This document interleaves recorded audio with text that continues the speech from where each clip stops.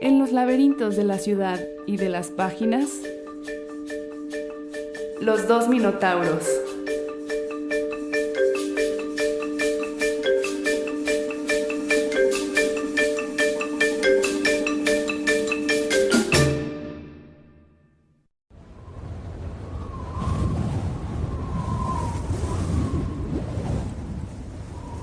El corazón humano no progresa y el poder del hombre no alcanza más que para crear vacíos, para abrir nuevas heridas que no está en su mano cerrar.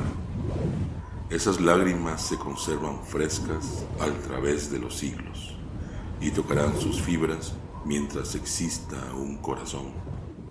Sus bellezas son comprendidas por todas las generaciones y por todos los pueblos, y permaneciendo vivas jamás se gastan ni envejecen.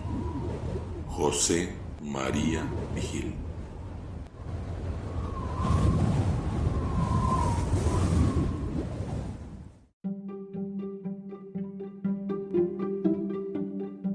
Hola, ¿qué tal? Sean todos ustedes bienvenidos al tercer episodio de Los Dos Minotauros. Es un placer poder llegar hasta ustedes nuevamente y además compartir micrófonos con mi amigo y colega Pedro Guillén. Es un gusto, Dani, como siempre, poder participar de esta rica mesa. Literatura, filosofía, religión, ciencia. Aquí estamos. Y además hoy, Pedro, estamos de gala, de manteles largos y blancos, de mole negro. El maestro Ricardo Sigala aceptó apadrinar este podcast con 2 participaciones donde nos comparte su cosmovisión como lector en primer lugar y como escritor, aludiendo al tema ¿qué es literatura y qué no? Y nos metemos en camisa de 11 varas, estimado Pedro. Totalmente de acuerdo, Dani. Este es un debate que ha existido desde siempre, me imagino yo. Trataremos de esclarecer desde nuestros puntos de vista, que no son absolutos, por supuesto, qué es literatura y qué no es literatura.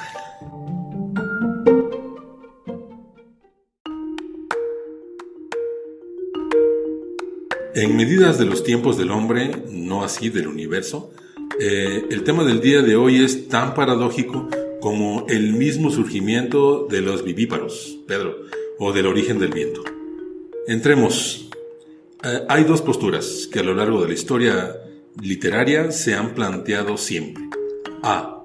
Hay buena y mala literatura. B. Solo hay literatura y lo que no lo es. Quiero aclarar y anteponer al arrojo de la tertulia del día de hoy que las opiniones de los 2 minotauros de mi colega Pedro Guillén y yo, Dani Moracue, no son la de 2 críticos literarios. No, porque en verdad que no lo somos. Deus animam meam, sino que es la argumentación de ante todo 2 lectores, como ustedes, estimados escuchas. Hemos querido abordar este tema como la base de donde queremos partir y compartir a lo largo de esta primera temporada, para que en palabras coloquiales y hasta tropicales se sepa de qué lado masca la iguana. Lo siento, Pedro, tenía que decirlo. También queremos expresarles que las citas expresadas, así como los parafraseos, no son ornamentos en nuestro discurso. Los exponemos como expresiones de vital pertinencia con el tema y porque sencillamente hay que guardar punto geométrico respetuoso con los maestros que nos antecedieron. Según Italo Calvino, un clásico es un libro que nunca deja de decir lo que tiene que decir. Sin embargo, Pedro, ¿lo que dice es siempre de valor eterno o habrá pequeñas aportaciones con una utilidad más discreta en tiempo? Para responder a esta pregunta, Dani, que dejas sobre la mesa, que me parece muy interesante, vamos a usar una analogía bastante sencilla, la cual, a propósito de Vigil, tiene que ver con los alimentos, que también ya lo había dicho Arriola en su momento, ¿no? En este gran encuentro que tiene con el maestro Borges. Uno no puede decir, por ejemplo, que toda comida es buena y que toda comida es saludable. Y así como hay buena comida y mala comida, hay buena literatura y mala literatura. Y que así como hay comida saludable y comida chatarra, hay literatura chatarra y literatura nutritiva. Ahora bien, como ya lo decíamos al principio, esta discusión no es para nada nueva. Los escritores de todos los siglos se han preocupado por distinguir la buena literatura de la mala literatura. Desde Horacio, con su arte poética, en donde aconseja a los pisones que los poemas no aspiran a ser simplemente hermosos, sino que reclaman de los escritores una interna dulzura y energía que haga reír si ríe y haga llorar si llora, pasando por los autores decimonónicos franceses. Lamartine criticó fuertemente la obra de Víctor Hugo, ¿no es cierto?, diciéndole que Los Miserables era una obra de mal gusto, hasta aquel encuentro maravilloso en el que participaron Borges y Arreola. Este debate, Dani, sigue presente en los cafés, en las escuelas, en los congresos. Pero Dani, yo me atrevería a ir más lejos todavía. ¿Realmente podemos pensar en los adjetivos bueno y malo para calificar, y entre comillas lo digo, a la literatura? Buda afirmó, Pedro, que somos lo que pensamos, y hay estudios que hablan de unos 60,000 pensamientos diarios. Hablamos de una persona común, genérica, para decirlo en términos del 2021. Pero es real que no todo lo que pensamos son epifanías, ideas claras, subsecuentes a la razón. De la misma manera, en el caso de un escritor, no toda idea, tema, lo que imagina, llega a ser una historia destacada y mucho menos literatura. Pero vayámonos un poco antes, o un mucho. Después de sentir el entorno, el hombre en su primera aparición, cercanamente a lo que somos ahora, hizo observaciones de todo tipo, de los fenómenos naturales como el fuego, el agua, el viento. Luego vino la contemplación, el tiempo observándose, después los mugidos, los monosílabos, y vino el abecedario, la gramática, la ortografía, la historia de la literatura y los géneros literarios a la par. Y ahora estamos aquí preguntándonos si todo es literatura o si hay buena y mala literatura. Dicen por ahí, Pedro, que para gustos los colores. Y como en gustos no hay disgustos, abordaré lo siguiente. No todo el mundo puede escribir literatura, al igual que no todo el mundo puede ser medallista olímpico en natación. Habrá nadadores dominicales y de balneario, como habrá escritores que lo único que escriben es un diario o historias donde todo sucede en Auschwitz.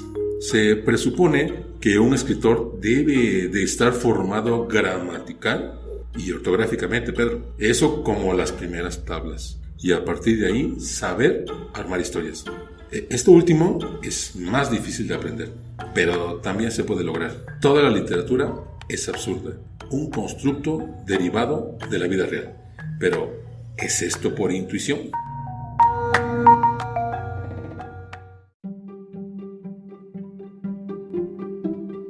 Estimados escuchas de los Dos Minotauros, como mencioné, hoy contamos con la participación del maestro Ricardo Cigala, escritor, periodista cultural y docente, licenciado en Letras Hispánicas y maestro en Literatura del siglo XX por la Universidad de Guadalajara.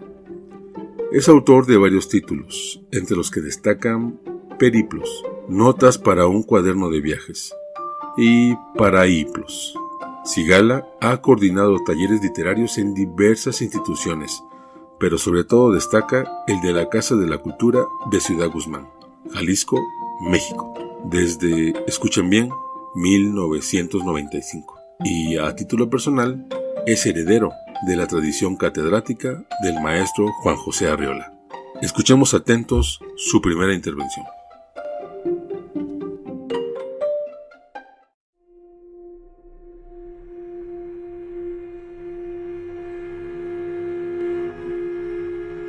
Colaboración para los Dos Minotauros. ¿Qué es la literatura? Parte 1. 3, 2, 1. Me propone Dani Moracue que hable de qué es o qué no es literatura. La tarea resulta desmesurada, laberíntica y probablemente sin respuesta. Cuando Agustín de Hipona habló del tiempo, dijo: si no me preguntas, sé qué es. Si me lo preguntas, ya no lo sé. Todos sabemos qué es la literatura hasta que alguien nos lo pregunta. De entrada, me declaro incompetente para dar una definición determinante y última, pero puedo recurrir a la literatura misma y las declaraciones de algunos autores para hacer una aproximación a través de la metáfora, el símil o el tropo, que son nuestras mejores herramientas. En una ocasión le preguntaron a Carlos Fuentes si a su juicio los libros de Carlos Cuauhtémoc Sánchez eran una muestra de mala literatura. El autor de La región más transparente dijo simplemente que no eran literatura. Esto me lleva a deducir que no hay buena ni mala literatura, sino simplemente literatura. Decir buena literatura es un pleonasmo y decir que es mala, una contradicción. Lo anterior tiene la desventaja de que elimina las jerarquías y mucha gente tiene una enferma inclinación por la competencia, así que esta propuesta no tendría muchos simpatizantes. Cuando mucho, cabría aseverar que hay escritores u obras mejores que otros. En una ocasión, conversaba con mi amigo escritor Gabriel Martín cuando apareció en la sobremesa el espinoso tema de los libros de superación personal. Él dijo categóricamente: todos los libros son de superación personal, excepto los de superación personal. Cierto que se trata de una frase ingeniosa cuya principal virtud es la descalificación de un género intruso, pero también nos sirve porque en ella subyace la idea de que si un libro no nos modifica, no nos altera, no nos inquieta, que son algunas de las múltiples formas de la superación, entonces no estamos ante un libro literario.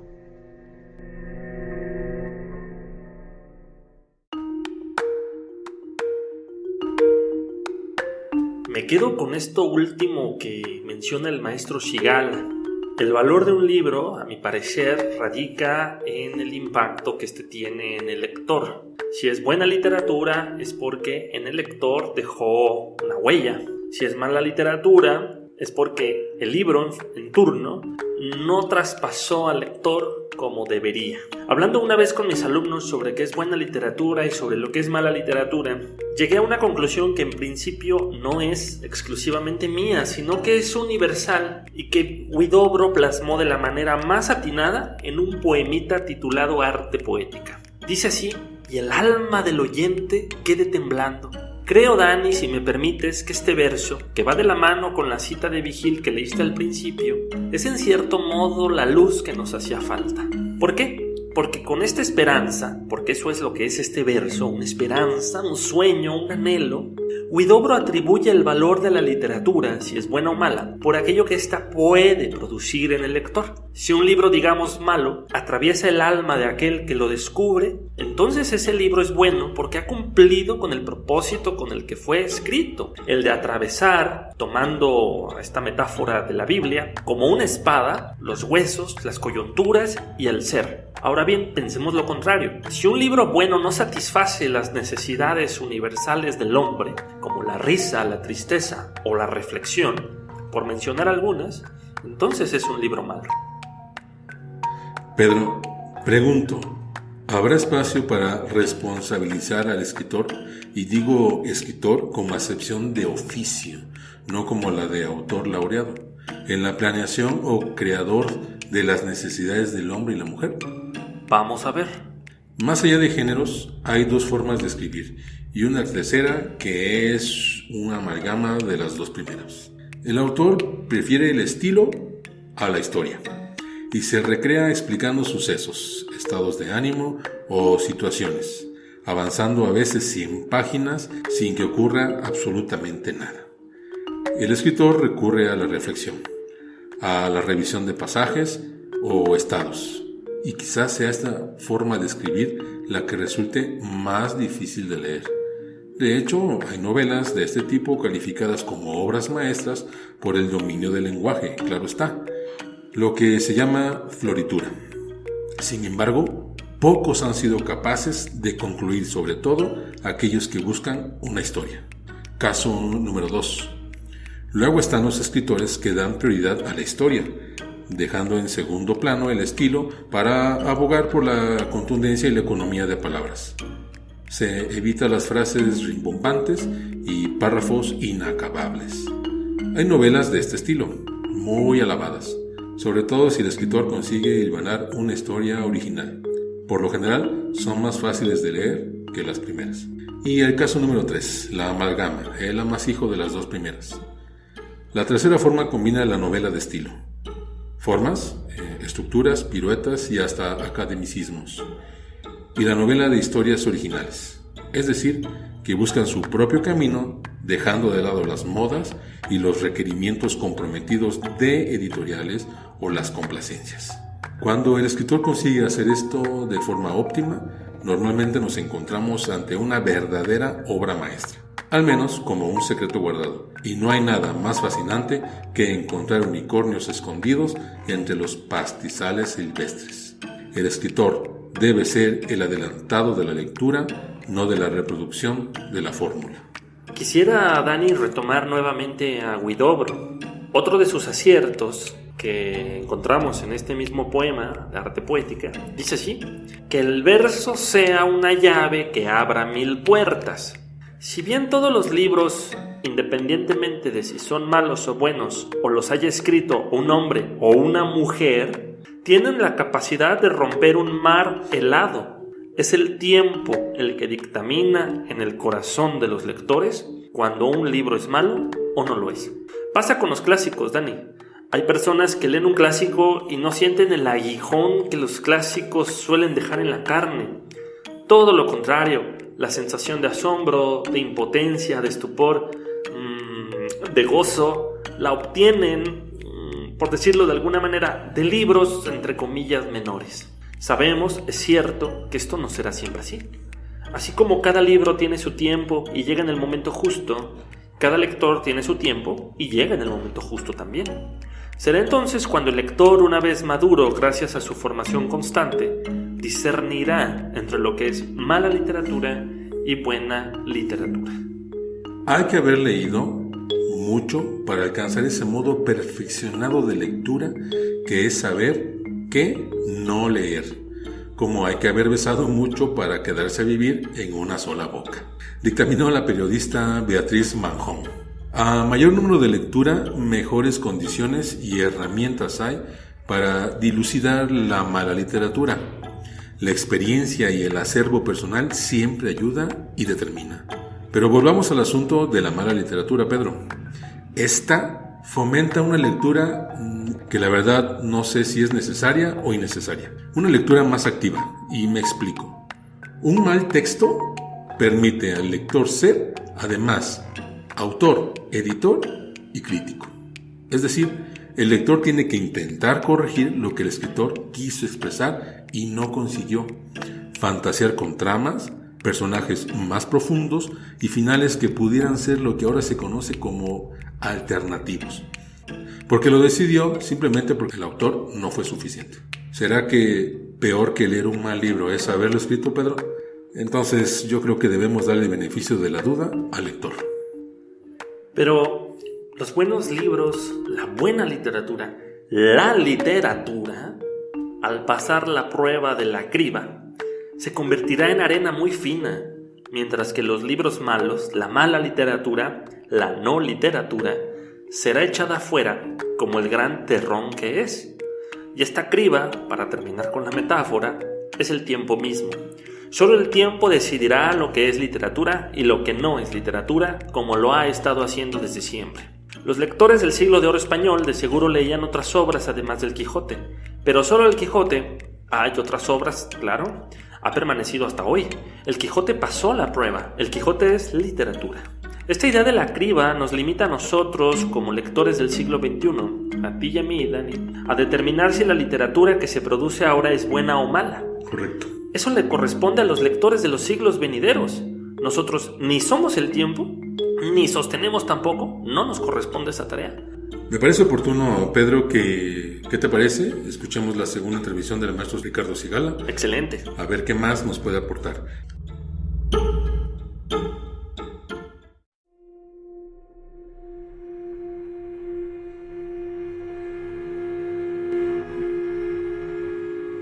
Colaboración para los 2 minotauros, que es la literatura, parte 2. 3, 2, 1. Juan Gabriel Vázquez escribió que la literatura es una forma de estar en el mundo. Kafka, que un libro debe ser el hacha que rompa el mar helado dentro de nosotros. Leila Guerriero afirma que la literatura perturba a los calmados y calma a los perturbados. Cuando se habla de literatura, hay que pensar no solo en escritores y en libros, sino y especialmente en lectores. No importa que el libro o el autor hayan sido tocados por el espíritu, como dice Borges en su célebre conferencia sobre el libro, o que sea un hachazo en la cabeza, como quería Kafka. La literatura sucede cuando el lector hace reacción con el libro. Una buena definición de literatura se centraría en el momento en que ocurre el vendaval, en que arrastra el tsunami, en la sacudida telúrica de la conciencia. Escribió Fernando Savater en un prólogo a Cioran que los libros del rumano no son una golosina cultural. Pienso en eso y tomo en préstamo la metáfora. Un buen libro de literatura es sustancial, proteico, nutritivo. Puede ser un alimento salvaje o desesperado, o un platillo gourmet de inesperada sofisticación, pero nunca una golosina, o para decirlo con palabras más de nuestro tiempo, nunca deberá ser alimento chatarra. Los buenos libros no son, pues, adornos en nuestros libreros ni en nuestras cabezas. En todo caso, los libros son el refugio, sea un búnker o una caverna, o los brazos de quien amamos y nos ama. Un refugio moral que nos protege de casi todas las miserias de la vida, en palabras de Somerset Maugham. La metáfora que yo he usado para hablar del papel de la literatura en mi vida ha sido la de la tabla de salvación, la imagen de un naufragio en donde los restos de la nave ya inservible son un asidero para la vida. Cuando ya nada importa, cuando el mundo se derrumba, siempre ha habido un libro que flota en medio de la tempestad. Sé lo que es la literatura, pero lo sé como una certeza privada, personal, como una experiencia que se desvanece cuando la nombro. Cada quien tendrá sus imágenes para definirla, sus antecedentes vitales, sus alegrías y sus tristezas. Es algo que sucede de repente y uno no entiende cómo pudo haber vivido sin eso. Agradezco a Dani Moracue y a Pedro Guillén la oportunidad y el privilegio de colaborar con estas palabras en Los Minotauros. Dani le ha llamado padrinazgo. Adopto la expresión como una celebración con los mejores deseos de una larga vida a los 2 minotauros.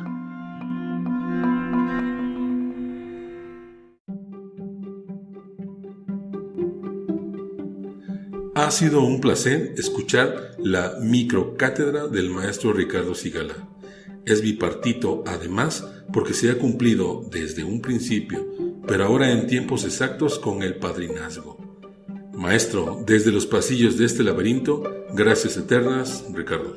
Maestro Cigala, es un honor escucharlo nuevamente, es un gozo. Nos seguiremos viendo por este sendero de las letras y, por supuesto, por alguno de los recovecos inmensos de este laberinto en el que todos nos encontramos.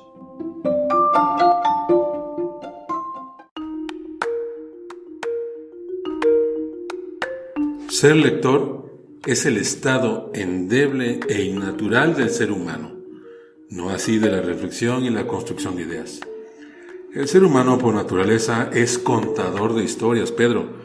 Un hombre, supongamos el caso, al regresar de cazar un bisonte o un mamut, tuvo la necesidad de contar la anécdota, primero con mugidos o quizás hasta monosílabos, y después pintando en los taludes de una cueva involuntariamente a la posteridad pétrea.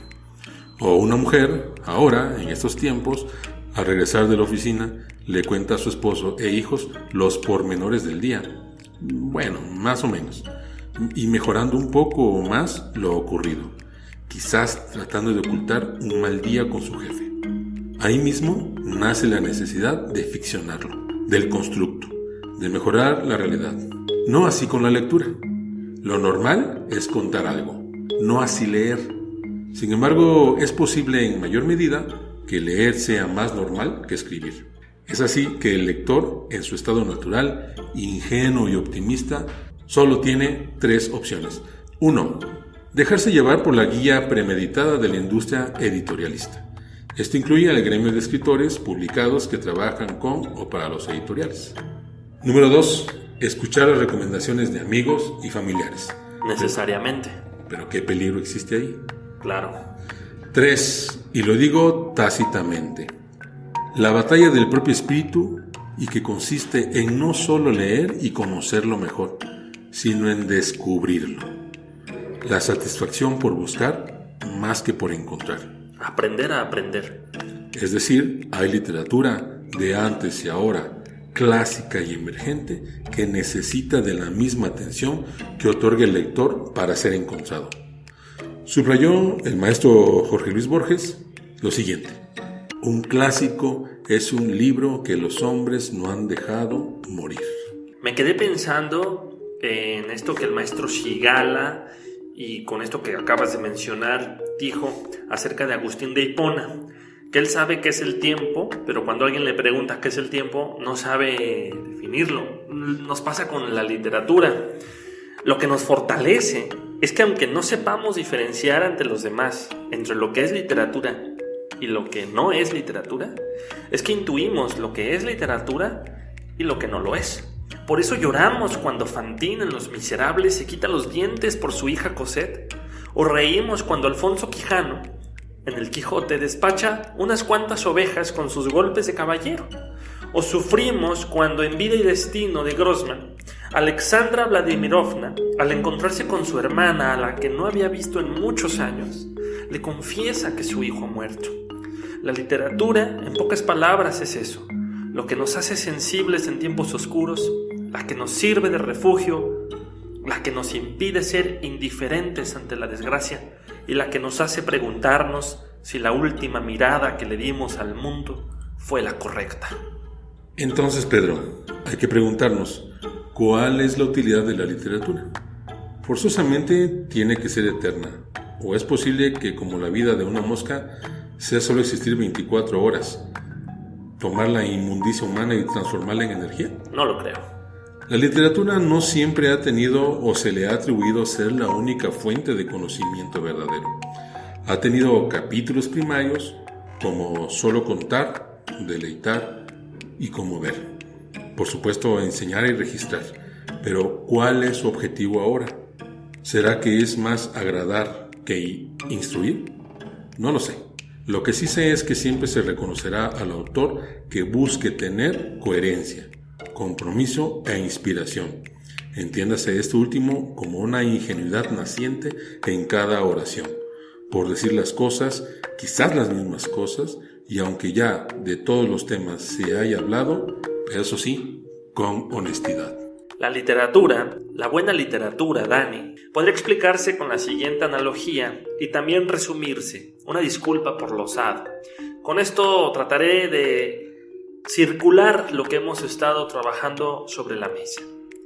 En Hombres, Bestias y Dioses, Ferdinand Ossendowski nos regala un pasaje sumamente cruel, poético, pero muy asertivo. Un hombre que, según la novela, porta la luz que los hombres necesitan, acuchilla a otro hombre hasta dejarle al descubierto los pulmones y el corazón. Imagínate la escena. Una vez cometido este acto tan salvaje, el hombre del cuchillo pone sus manos sobre los órganos del muerto y le dice: respira y vive. El hombre, que antes estaba muerto, regresa al mundo de los vivos con un sobresalto y con la piel cerrada como si nunca se la hubieran abierto. La literatura nos toca los pulmones y el corazón, después de habernos desgarrado, y nos dice así tal cual: respira y vive. La literatura, esa que sabemos cuál es, pero que nos cuesta tanto acotarla, siempre avanza al futuro. El tiempo es su única unidad de medida. Todos los libros están hechos de tiempo, aunque no todos comparten los mismos lapsos.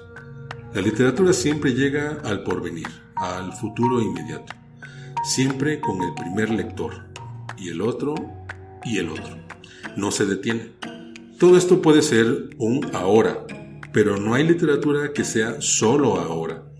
Lo que caduca no es literatura. Lo que se seca no es literatura. No hay literatura mala, solo prosas o versos que mueren en meses, años o días, cual mosca o larva. En el mismo tono, la literatura puede ser un elefante o una tortuga gigante de los Galápagos. Sin embargo, 24 horas o 200 años es eso, una vida. Por ende, la literatura es vida y la vida es en sí misma intensa. En resumen, la literatura se crea en el corazón de los lectores y ahí mismo se define si es buena o mala. Así sea el libro que sea, si causó en el lector un gran impacto, entonces ese libro es considerado un buen libro, porque quizá está ante un clásico, pero no siente nada por ese clásico. Pero cuando pasen los años y retome ese clásico, sentirá algo por ello. Entonces es cuando ahí se dará cuenta el lector que lo que tuvo en sus manos hace tiempo fue una obra de gran calidad. Con esto me quedo yo. Esta es la respuesta que propongo a esta pregunta. Sino que yo los invito, estimados escucha, a que ustedes reflexionen sobre el tema y saquen sus propias conclusiones. La literatura es una educación de los sentidos, escuchémoslo así. Una escuela de la inteligencia y también de la sensibilidad, de ambas. Ambas juegan, participan, crean. A través de lo que más nos distingue a los seres humanos por encima de todos nuestros defectos. La palabra. Pedro, muchas gracias por cavilar y compartir una vez más en este laberinto. Gracias a ti, Dani, por la invitación. Yo encantado, como siempre, de estar acá contigo. Estimados escuchas, gracias por su atención. Nos vemos la próxima.